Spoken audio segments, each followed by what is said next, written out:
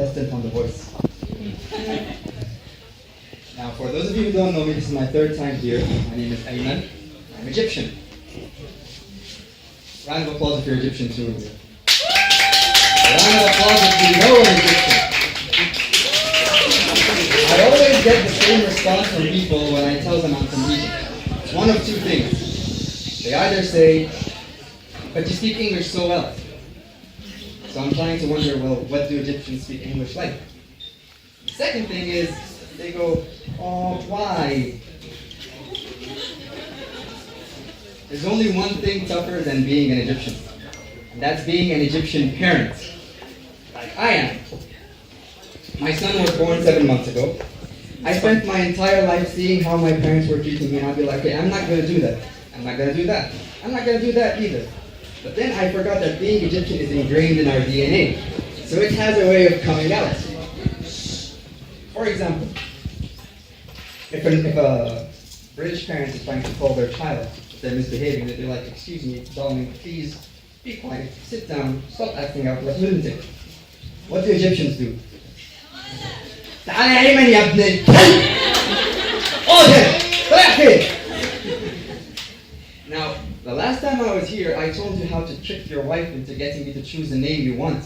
But the joke was on me, because I named my son Prince in Arabic. So I can't yell at him in the streets, because the last time I just dreamt that I ran a red light in Kuwait, I woke up in Egypt.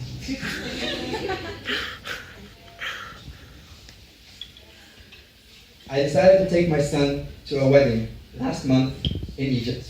My cousin was getting married. I had to find my son a suit. So I go around, I'm looking, I can't find anything in his size. So I decided, okay, I might as well just go to Toys R Us and rip a jacket off of Mickey, you know. But then I ended up getting him a nice suit, shirt with a bow tie. But I felt so bad putting him in it because he's about yay big, and he fits well in the palm of my hand, and he's always smiling. So he looked like a ventriloquist dummy. I would drink water, and he'd start drooling. It was a very nice fit in the wedding. It got me to thinking, whilst I'm at my cousin's wedding, you have those surreal moments where you wonder, okay, what am I doing? You know, so you're at a wedding, you're dancing, and you're like, why am I dancing? What's the point of this? How am I helping him celebrate his wedded life? Then I got to thinking, I'm dressed up for him, he's feeding me, he paid for the wedding, I'm basically a very high-priced escort. And if you think of it in a little bit more sense, Egyptians gave birth to Bollywood. Because every movie that comes out of Bollywood is people in a regular setting who just break into dance. Being an Egyptian parent is also difficult because cultural clashes. I was told if you want to put your child to sleep, you should play white noise for them. You know, like the sound of a car, the sound of the sea. I asked my parents, you know, what am I supposed to do to put my child to sleep? And they're like, read him some Quran. So my brother has a daughter, and I just happened to see this live in front of me. He's trying to put her to sleep, so he has her in his arms, and he's like, Bismillahirrahmanirrahim. And his daughter, her arms are flailing. She's screaming at the top of her lungs. Stuff is coming out of her nose and other parts of her body. It looked like a goddamn exorcism. I love you, and you will remember this when you grow up and watch this video.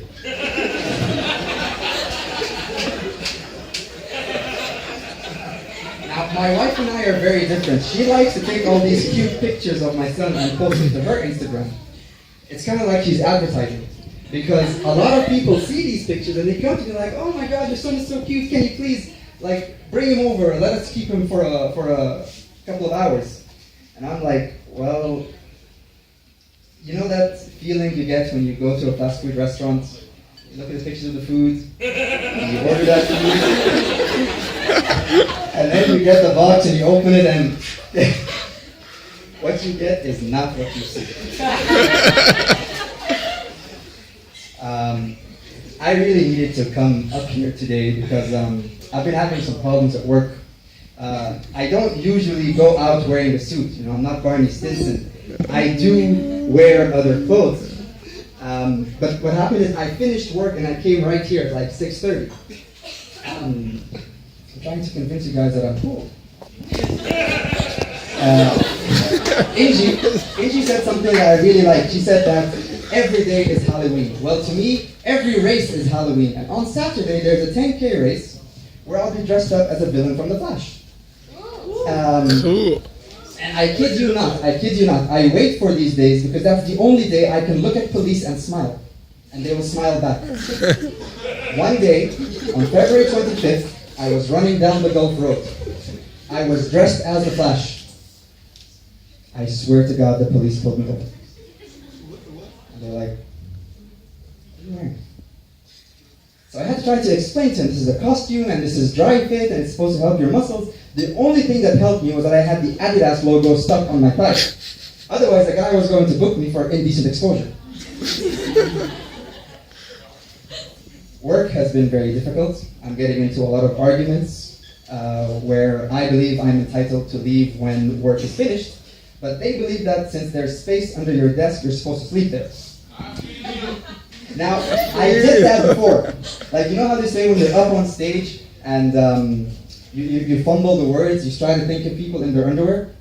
Well, I was in my underwear in the office because I was stuck there all night.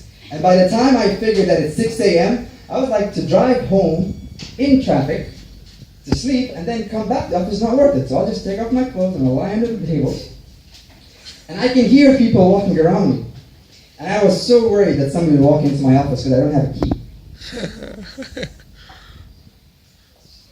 I think that I'm 95.7% sure I can resolve all office conflicts. Very simple way. Companies should put helium canisters at work. That way when your manager wants to give you a tough message, they would get a shot of helium. Because nobody can feel bad when somebody's talking to them in helium voice. You know, they just call up the T-boy. And on the subject of T-boys, I really hate that name. It sounds like a dweeb, like a lame sidekick, where, you know, I believe they should be called Coffee Man. And you should give him a cape. Because this person is the office's Walter White. He sets everyone's mood in the morning. Without him, I cannot function. Raju, I'll make you watch this tomorrow. And we have this thing where every time I get off my desk and go do something, I come back and there's a cup of coffee there. I finish it, I go away and I come back, there's a new cup of coffee there. I feel like I'm in Hogwarts. So I want you to imagine if you're sitting in your office and your manager calls you up because you haven't been performing well. He's like, please come inside, have a seat. I need to tell you something, and it's not going to be easy. So,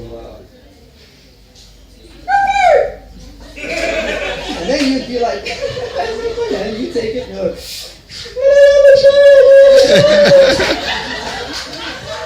and by the way, I'm going to leave you with a piece of advice. Hollywood lied to you.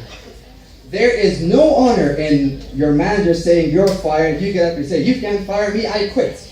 That is stupid. I swear to God, where did they get this stuff? If you're fired, you get paid for 6 months. If you resign, you get nothing. So from now on, if ever you're in the workplace and your manager says you're fired, you just try to say, okay, thank you. Are we going to make it out to cash or check? Or how much of the money exactly? And also thank you guys very much.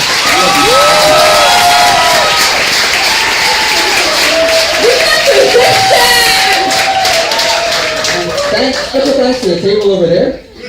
The girl who remembered that I had a child. I love that. Like it really made me come up here and do this easier. So please tell her I said thank you.